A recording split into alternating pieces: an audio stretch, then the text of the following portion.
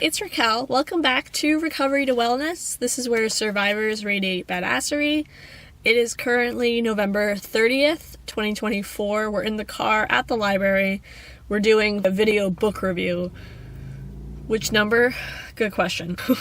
I'm going to play some instrumental Josh Woodward New Again in the background, so it's a little quiet otherwise. I don't have this scripted. I don't know. I have notes. I have notes from the sort of book review and the Recovery Reads report, all of that. But we'll see how this kind of winds up going. I only have like 46 minutes left on my SD card, memory space in a sense. I only have 46 minutes of space left, but I also have to film another book review after this one, but I don't have a lot of time in a sense. I think hopefully this review will only be about 20 minutes long, maybe even 15 if I'm lucky. I hope I'm lucky. And we'll go from there. Yeah, lots to say. Okay, so let me see what video book review number this is. This is my book club journal where I put most of my things in.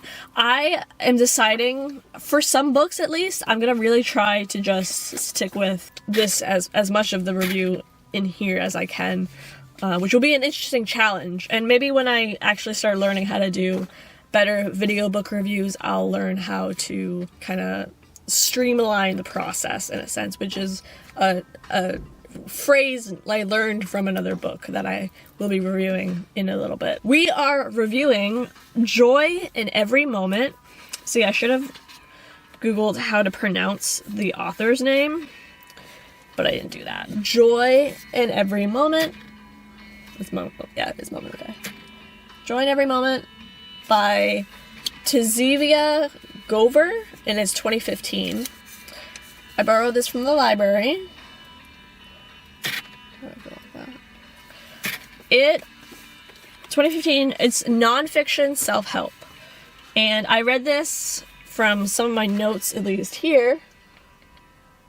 I read this October 30th, 2024, and then November 4th through to November 7th. So every day in between there. The sort of numerical details, which I think is just interesting, I guess. I don't know. I'm going to keep that into the Recovery Reads report when I put that onto my blog. So that is... WordPress is the other sort of... where the other two other sort of reviews are living, at least as of right now. Also, this is video book review number 16. 16. So... that is that. This book was decent. It was a decent read. I don't recommend it unless you're really into little exercise. I mean, it does say that it's mindful exercises, but I felt like it was too kind of my opinion of it is sort of it's very, I want to say docile and kind of childlike in a way, but not it's not like a child's book, but it's sort of almost naive in a way of approaching joy in a sense, but maybe joy is supposed to be, like that. I don't know. There were a few exercises that I did a few quotes and stuff that I did a lot, but I would say if I never had to read this book again, I wouldn't be missing a lot in a sense, I'd be able to go about my life and not have not reading it again in a sense. So personally, I don't recommend it just because I didn't think it was this groundbreaking thing. There's actually a book that it recommends in the back of the book where it has a little other storybooks and such in this section, and it actually recommends one that I did read before this book, the Clear the Clutter, Find Happiness, which I have a video review for, but I loved Clear the Clutter. That is I love that book so much, so I came into this book kind of expecting Clear the Clutter, Find Happiness kind of thing, and that's not what I got out of this book. I mean, it's a decent read. I think I recommend it 1 out of 5, 5 being utterly amazing, 0 being not so much. But for me, the way I looked at it was kind of if I never read this book again, my life's not going to be irrevocably changed because of it in a sense. It's also 219 pages, and there's lots of really awesome illustrations in it. There's lots of quotes. So for instance, there's this kind of layout, and the exercises are small, and they're able to be kind of little pieces. This was one of my favorite pictures, which I still have a page flag in it for. This is on page 53. I've always like tried to do this kind of stuff in like photography. It never comes out the way that I want it to, but I did like this, so I think I've already taken a picture of it. I might not have taken a picture of it. So this is all the page flags that had to do with this book. All of these. And so yeah, again, there's like little exercises, there's different artwork, quotes.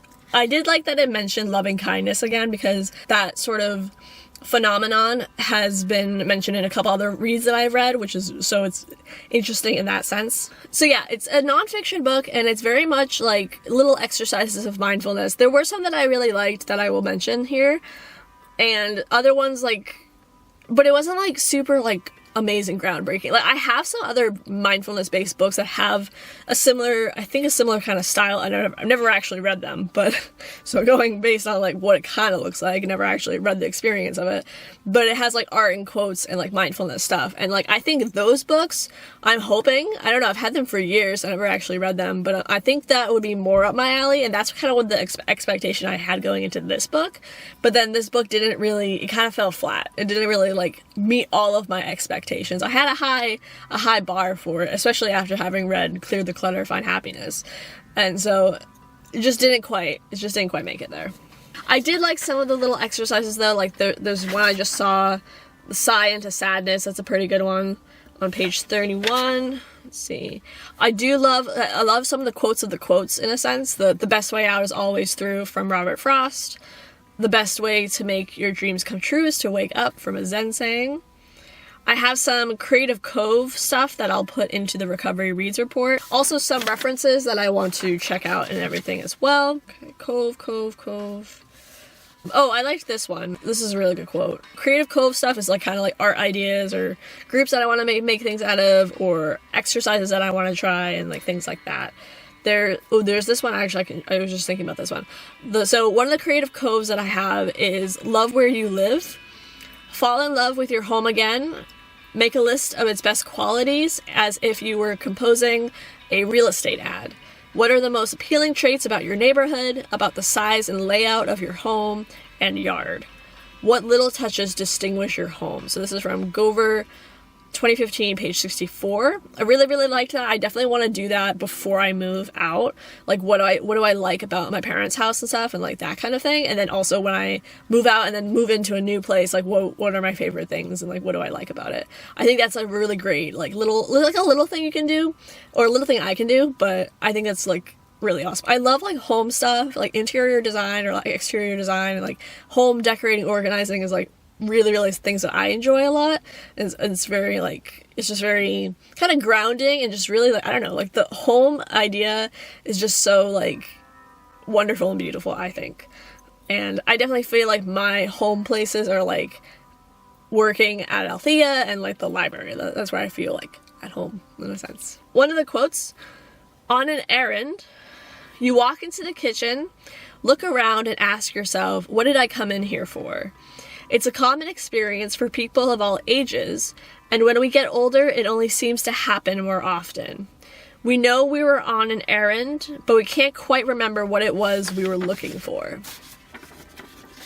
Now imagine that you've reached a ripe old age, and as you reflect on your life, the same question arises. What did I come here for? I know I came into this life on some important errand. What was it? Was your true mission to help and to heal, but on the way you got lost in a sea of paperwork or in an ocean of fear? That was from Gover 2015, page 68. I really love that, and I wrote that I wanted to mention it in the video book reviews. Again, these are my notes. And I just love that. I love that so much, and like, I really, especially like in the last year, I'd say, I really just want to eliminate the amount of time that I waste, because I waste a lot of, I waste a lot of my free time in a sense. And like, I've been working on some thought reframes, because I definitely fall the most into like YouTube rabbit holes, and I like just fall down that. Like, I'll think to myself, oh, I'll just watch one video. It's never one video. It's never one video, and then because one video turns into another video, and then it's like, it's a whole thing, and then I'm wasting time, and then, like, last night, I'm, like, going to sleep at, like, 1 a.m. Like, I'm like, I'll go to bed early tonight, and then I go to sleep at, like, 1 a.m., and it's like, it's just not helpful. It is a harmful, unhelpful habit, an unhealthy habit that I need to break. And actually, I honestly can do quite a bit of work even outside. After I have a work day, like, I can go home and, like, do more work in the sense of, like, I could read a book, or I could play a video game, or I could do those kinds of things instead of falling down internet rabbit holes in a sense. But it's a work in progress very much, and I do value time. Like, time is, like, a newer sort of value that I'm working towards, because I want to be able to be more productive and be more fulfilled with my time. Definitely working 40 hours, which is also a few other videos I'm planning to film in the next month or two. But working 40 hours definitely means that, like, I have to be productive while I'm at work, in a sense, which is great. And so I do things, and I'm working with people, like, face-to-face and everything, and that's very important. And I get a lot of meaning and such out of my work as well.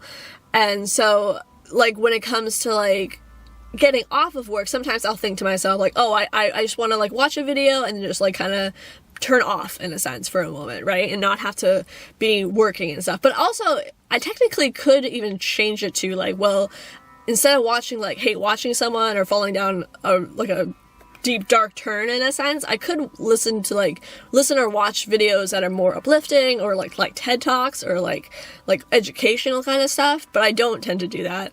And so I'll be like, oh yeah, I just need to be off and, like, loosen my mind, but, like, I don't think that ultimately really helps very much, because it doesn't give me the opportunity to kind of process my day and process kind of what happened during the day, and then also whatever I'm feeling in that moment. So I value time. I just haven't figured out how to value and, like, really preserve and manage my time, my free time, as well as I want to. And it's something that I'm still very new at. And I think, in a way, too, over the last year working 40 hours, it's been a challenge, but also, like, in a beneficial way. And, like, I'm still not as close to thinking about or relating to time in the way that I want to. And then at the same time, I kind of just, I know back in, like, March or so, 2024, I was like, well, 6 months from now, I'll have it squared away and figured out. 6 months later, don't have it figured out still, and still in the process of figuring it out. So it is something that I value, but haven't achieved yet. But I think if I keep working at it, and I keep, putting in the effort and putting in the time, that will help. So that was just my little blurb. So this kind of, like, goes into that quote. I think is just kind of really beautiful, because I don't want my life to just be wasting my time. I don't want my life to be filled with procrastination and avoidance. And I don't want to self-sabotage either. I don't want to hair pull and skin pick and stuff like that. I really want to make a difference, and hopefully a positive difference.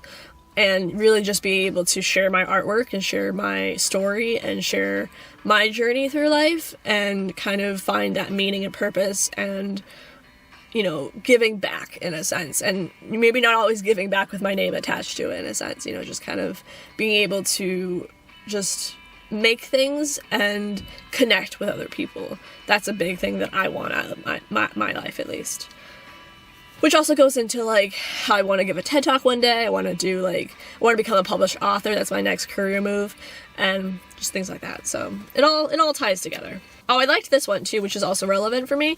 I'm going to mention it in the quote, one of the 5 quotes, but by shifting your thoughts about money, you can exchange some of your anxiety for serenity.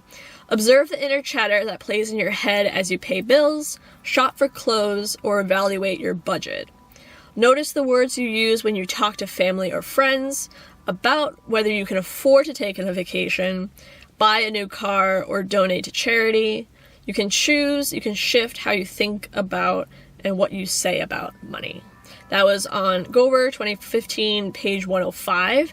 I really liked that because that's something that I'm also working towards, definitely within the next year-ish span. I have to create like a budget for myself, and I have to kind of figure out how to do budgeting. I bought the You Are a Badass at Making Money from Jen Sincero. I have her You Are a Badass book too, but I never actually read it, like, which is the theme often, but I bought the You Are a Badass at Making Money, which I don't know if it actually goes into budgeting, but I definitely think it'll be a good book. So something that I probably will eventually, you know, like the next like 3 books I want to take out from the library will have to do about moving and like that whole process and such, so moving out of places, like things like that, like what to do. And then also like a couple there's a book I own about called Safe and Sound, which is about like sort of like home apartment repair and such. And then there's Clean My Space, which is all about cleaning and stuff, like different like little hacks and stuff like that. So those are also 2 books I want to read, the 3 books on moving, and then I also probably want to take out some books on budgeting. So I have to learn, I've never budgeted before, so I definitely have to learn all the ththings and, you know, figure out, because I think books are just an easier way of accessing information for me. Like if I leave it to like, oh, I could just look up budgeting on like WordPress or like Google or something, like I just won't do it. So I know myself enough that I won't wind up doing it. So I have to kind of like, if I get it in like a book, then I can kind of just sift through it that time. Oh, I liked this one a lot too, which is really good. It's a good one to mention. I probably will only mention a couple other ones, so don't worry. Random acts, quote and on the cove. On strips of paper, write down sweet things you'd love someone to do for you for no special reason, such as buy you a treat or a trinket, give you a hand massage, offer you a compliment, or leave a love note under your pillow. Write down as many ideas as you can think of and place the strips of paper in a special envelope or container. At least once a week, pick one out at random and perform that kindness for yourself. So that was Gover 2015, page 149. I just love that. Like, I think that's so fantastic. And like, I have done similar kinds of things like that in the past. And then I have a thing where like, even with like fidgets and stuff, like I have this fidget guy, like a stress ball thing. And like, I like fidgets, but then I get like bored with them really quickly, and then I like never use them again. So like I go through, so I think like positive, helpful, healthy habits, and somewhat, at least when it comes to like affirmations or like things like that, like I'll do it for a little while, but then I'll forget about it, and then I won't do it anymore, and then like time goes by, and then I don't do it, and then I never get back into it, but I still have the intention of going back into it. But it's like all this kind of stuff, like, so I would just wind up not maintaining healthier habits or sort of more accountable habits or responsible habits, you know, things like that. So that's something I have to work on as well. But I do love the idea of like picking a couple things to do, like, you know, like pick once a week or so, like I'm going to focus on this area of my life, or I'm going to tidy this room, or I'm going to work on this one space. Like I like the idea of that, and I think that's a great idea for just in general to share, and also just that was something positive I got out of this book as well. So again, like little strips of that, I think is just interesting and everything too. I was gonna do heartfelt endings, but I think I'll mention that one in the reviews and themselves. So heartfelt endings, page 204. So if you want to check out my written review whenever I have that up, I'll leave a link when it's there. I'll put it in the thing. So check it out if you are curious. I'll do this last quote. No end to joy. Lather, rinse, repeat. We breathe into our new happiness, and then we find ourselves again in a funk of despair. And so we begin again. Living a joyful life is a cycle of active effort to create or reinvigorate healthy habits of thinking and being, reaching a new level of contentment and engagement, and repeating the process as often as necessary. That was Gover 2015, page 211.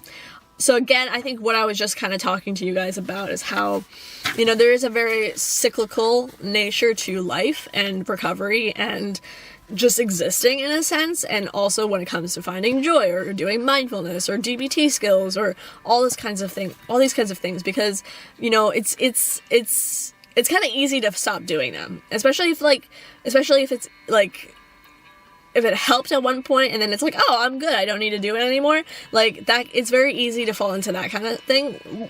Like how I was mentioning, like sometimes I'll use a fidget for a while, but then I get bored of it, or I forget to do it, and then I just don't do it for a while, and all this kind of stuff, right?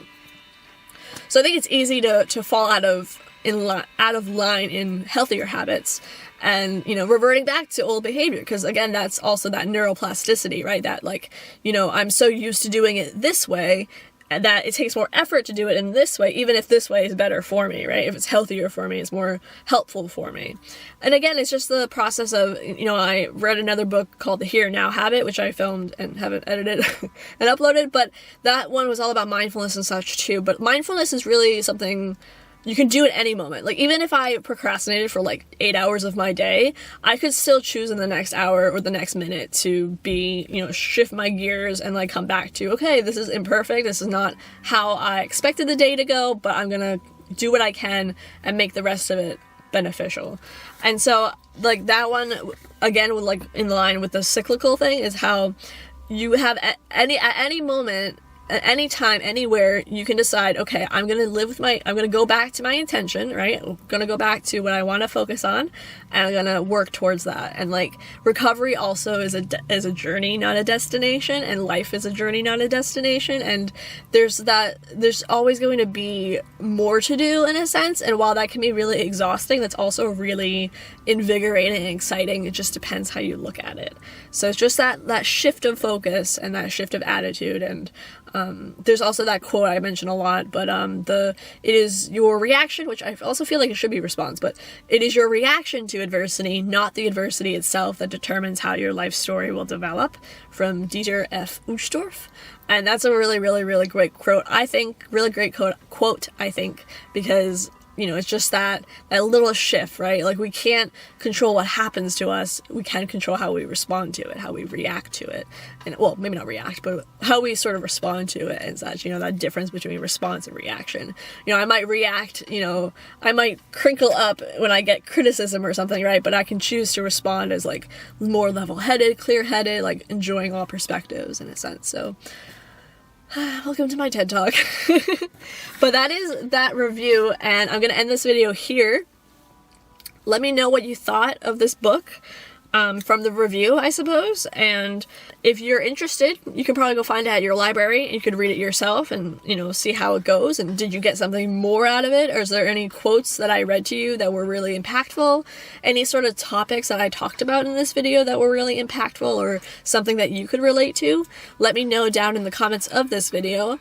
I will have more videos out in store, planned, prepped, not written, but planned, thought up, eventually coming out. So thank you so much for watching. As always, stay safe. Much love and light to you.